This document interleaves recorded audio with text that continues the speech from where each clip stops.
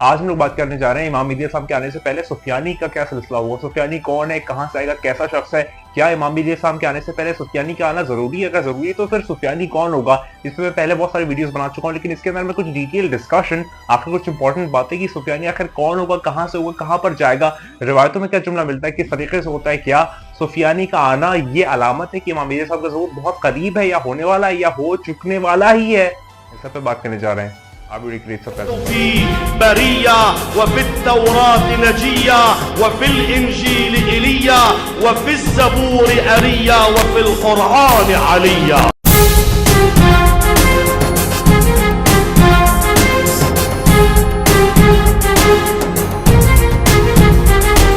आज हम लोग बात करने जा रहे हैं सुफियानी के मुतालिक।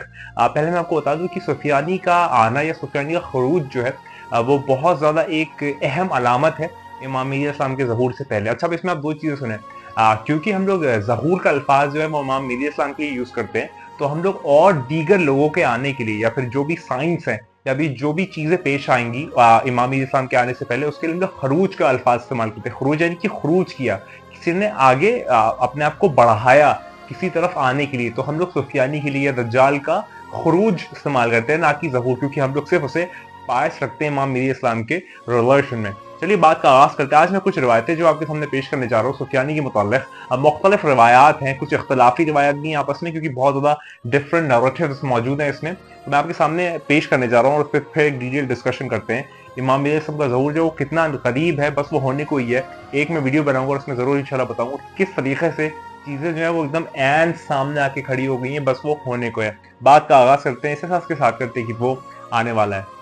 तो हुज़ैफा यमानी जो है वो ये रिवायत करते हैं कि सुफियानी जो है वो मिस्र में इंटर करेगा और कंट्री को ऑक्यूपाई कर लेगा 4 महीने की। मिस्र की सरजमीन जिसे हम इजिप्ट कहते हैं, जिसका कैपिटल अभी कायरो है, वहां पर वो आ जाएगा और फिर वो 4 महीने तक उसकी हुकूमत जो है वो वहां पर रहेगी, वो वहां पर नाफिज हो जाएगा और वो बहुत ज्यादा तादाद में लोगों को मारेगा, खून करेगा और बॉम्बार्डमेंट करेगा। बॉम्बार्डमेंट से मुराद है बहुत ज्यादा मास मर्डर और मास किलिंग जो है वो मिस्र में करेगा।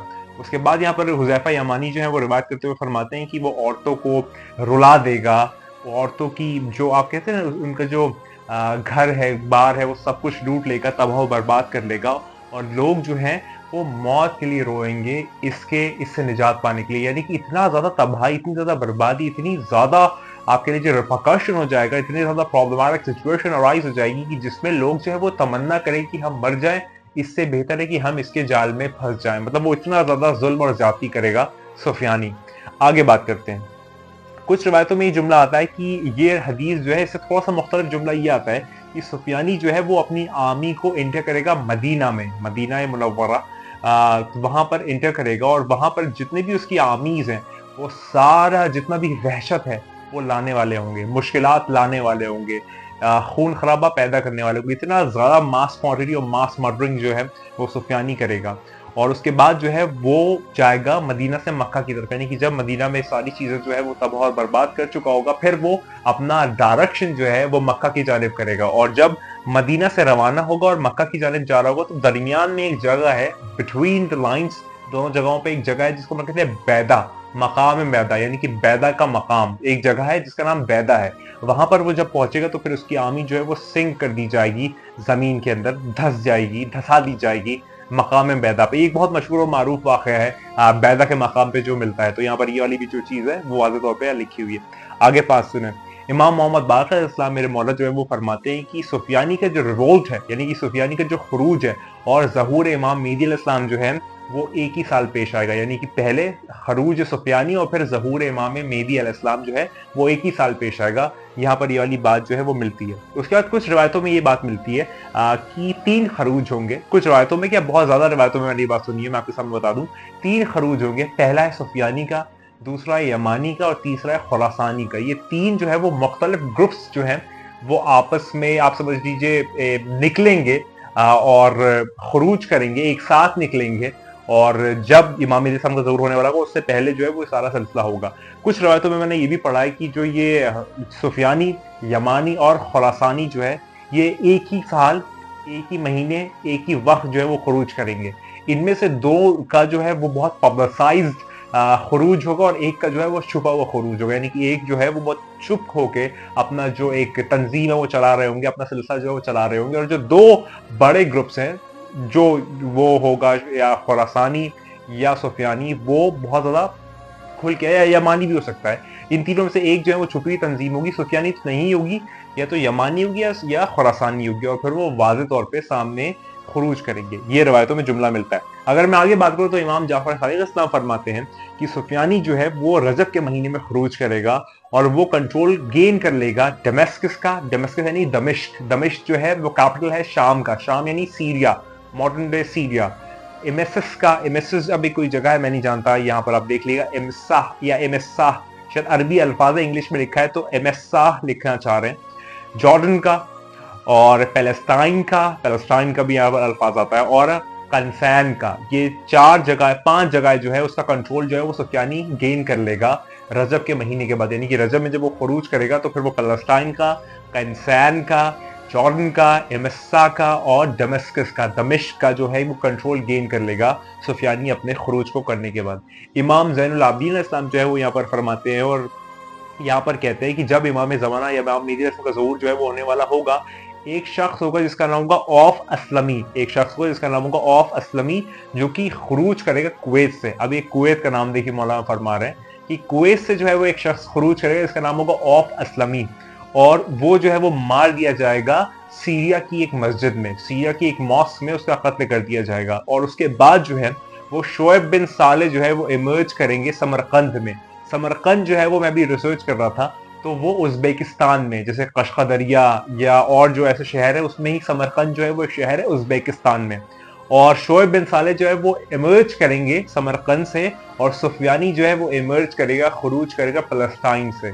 देखिए कितनी कितनी ज्यादा यहाँ पर एक जो है वो बिल्डअप क्रिएट हो रहा है, कितना सिलसिला जो है वो यहाँ पर हो रहा है। और यहाँ पर कुछ और जुमले आते हैं जो मैं सोच रहा हूँ अगली वीडियो में कवर करूंगा, लेकिन यहाँ पर कुछ जो है वो जुमले बहुत इंपॉर्टेंट हैं, जैसे आग का जुमला है। जैसे इमाम मोहम्मद बाक़र अलैहिस्सलाम फरमाते हैं कि जब तुम देखो आसमान में कि सुर्ख और आपके जर्द यानी कि येलो और रेड आग जो है वो आसमान में नुमाया हो जाए और 3 दिन तक या 7 दिन तक लगातार नुमाया हो जाए ईस्ट के डायरेक्शन में, ईस्ट रीजन में जो है वो नुमाया हो जाए, तो तुम समझ लेना कि ये तुम्हारे इमाम ज़माना इमाम इस्लाम के आने की एक अलामत में से, यानी कि हो सकता है मौला यहाँ पर न्यूक्लियर बॉम्ब या बॉम्बार्टमेंट या फिर न्यूक्स की बात कर रहे हो कि जो कि जब फोड़ दिया जाए तो फिर आसमान में एक हफ्ते तक जो है वो आग और यहाँ पर जो गर्द है वो पूरी नुमाया है। तो यहाँ पर ये मौला फरमाते हैं। उसके बाद आगे भी जुमला आता है। मैं बहुत सारे वीडियो बहुत तावील और तुलानी ना करूं तो इसलिए मैं यहाँ पर इसको एंड कर देता हूँ कि यहाँ पर एक और जो जुमला आता है वो यहाँ पर ये फरमाते हैं कि एक बहुत बड़ी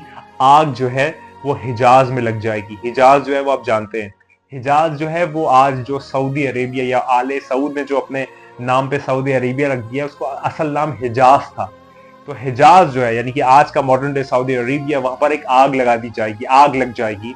और फिर चाहे जो ऊंट की घंटियां हैं वो सीरिया में भी नजर न आएगी। मौला देखिए यहाँ पर क्या फरमा रहे हैं, फरमाते हैं कि जब हिजाज में सऊदी अरेबिया में आग लग जाएगी तो जो सीरिया में भी ऊंट होगा उसके गले की जो घंटी है वो भी नजर नहीं आएगी, इतनी ज्यादा खौफनाक वो आग होगी। यानी कि यहाँ पर बेशक मौला यहाँ पर फरमाते हैं कि ये बिल्कुल बहुत ज्यादा इसके इम्कानात हैं कि ये बॉम्बार्डमेंट या destruction, massive destruction, distortion, problem, इन सब का एक फैब्रिकेशन का जिक्र कर रहे हैं मौला कि यहाँ पर इतना ज्यादा आग लग जाएगी सऊदी अरेबिया में कि सीरिया यानी कि शाम में अगर कोई ऊंट है उसके गले की घंटी भी नजर नहीं आएगी। यहाँ पर ये जो जुमला है वो आता है।